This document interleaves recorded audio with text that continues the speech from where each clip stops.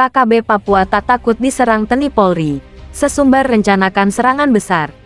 Melansir dari Poskupang.com, kelompok kriminal bersenjata KKB Papua semakin menjadi-jadi. Kini KKB Papua makin berani menantang TNI dan Polri. Bahkan pihaknya terang-terangan mengibarkan bendera bintang kejora. Bendera itu berkibar di 3 titik di Kabupaten Intan Jaya. Yap, pihak Tentara Pembebasan Nasional Papua Barat Organisasi Papua Merdeka mengibarkan bendera bintang kejora dengan diiringi suara tembakan. Juru bicara Komando Nasional Tentara Pembebasan Papua Barat TPNPB Organisasi Papua Merdeka, Sabi Sambon, mengatakan pengibaran tersebut sebagai bentuk sinyal perang akan terus berlanjut. Seperti dilansir dari Tribun Papua OPM di Papua kibarkan bintang kejora sebagai tanda perang berlanjut. Dia juga membeberkan jika pengibaran bendera bangsa Papua yaitu bintang fajar dikomandai oleh Ruben Kobogau, Oni Kobogau, Enos Tipagau, Abeni Kobogau dan Undius Kogoya Komandan Operasi KODAP 8 Intan Jaya. Tidak sampai di situ, ada 2 pesan yang ditegaskan Undius Kogoya, sebagai berikut. 1. Dirinya bersama pasukan akan memperluas daerah operasi perang TPNPB dan minta kodap-kodap lain dari 34 kodap Sorong sampai Merauke terus melakukan perjuangan hingga titik darah penghabisan. 2. Pasukan nasional TPNPB dari Ilaga koalisi dengan kodap 8 Intan Jaya dengan pasukan Undius Kogoya untuk memperluas daerah operasi TPNPB di wilayah Intan Jaya. Di akhir laporannya Undius Kogoya menambahkan bahwa pihaknya tetap lawan sampai TNI Polri sampai akhir kemerdekaan bangsa Papua, dan juga tidak takut pasukan yaitu TNI Polri. Kami masih memiliki hukum perang secara adat dan kami percaya bahwa Tuhan dan roh-roh leluhur bangsa Papua di pihak kami, ujar Sebi menyampaikan pesan Undius.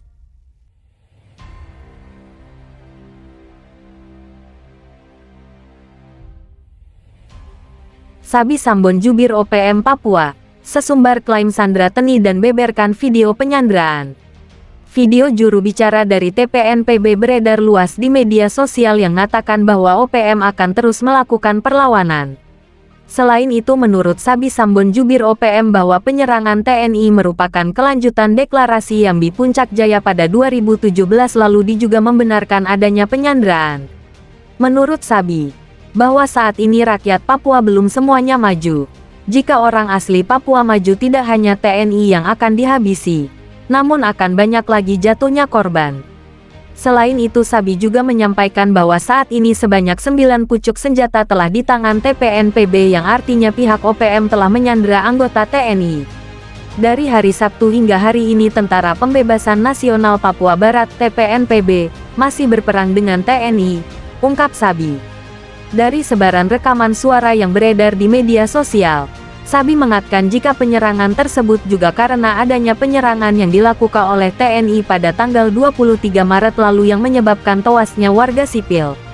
Dilansir oleh @demit_is_back, Sabi menegaskan bahwa saat ini baru 1 nama yang dinyatakan tewas akibat serangan TPNPB, namun sebenarnya ada 9 TNI yang tewas dan bukan 6. Sedangkan pihak TNI melalui Laksda Julius Wijoyono selaku Kapuspen TNI mengatakan bahwa pihak TNI baru menerima 1 personil TNI yang gugur dalam penyerangan tersebut. Beredar juga video yang memperlihatkan TNI saat dikurung di dalam hutan melansir dari kanal YouTube UB, Radar MEEPAGO TV yang berjudul OPM TPNPB Ndugama kurungkan TNI di hutan Papua. Sampai saat ini belum ada keterangan dari TNI mengenai video yang beredar tentang penyanderaan TNI itu. Laksda Julius juga mengungkapkan bahwa Panglima TNI dengan tegas menyampaikan untuk ambil tindakan jangan ragu-ragu atas serangan KKB Papua. Meskipun demikian, Laksda Julius belum dapat menginformasikan lebih detail tentang kondisi prajurit yang lainnya yang saat ini berada di beberapa lokasi. Laksda Julius juga mengungkapkan bahwa Panglima TNI dengan tegas menyampaikan untuk ambil tindakan jangan ragu-ragu atas serangan KKB Papua. Meskipun demikian, Laksda Julius belum dapat menginformasikan lebih detail tentang kondisi prajurit yang lainnya yang saat ini berada di beberapa lokasi. Hal tersebut dikarenakan kondisi cuaca yang tidak menentu sehingga pihak TNI masih belum dapat menghubungi personil yang berada di lokasi. Panglima TNI secara terus-menerus memerintahkan untuk melakukan pencarian dan mengirimkan bantuan tempur dengan kekuatan maksimal.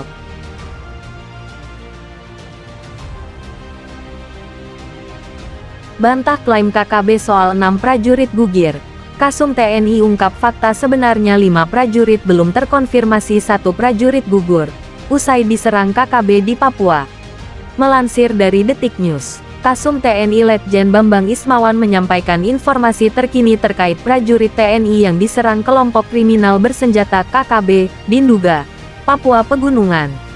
1 orang prajurit gugur dan 5 lainnya masih belum terkonfirmasi keberadaannya. Tadi siang terakhir saya komunikasi dengan yang di lapangan. Kepastian yang gugur itu 1 orang. Itu Pratu Arifin.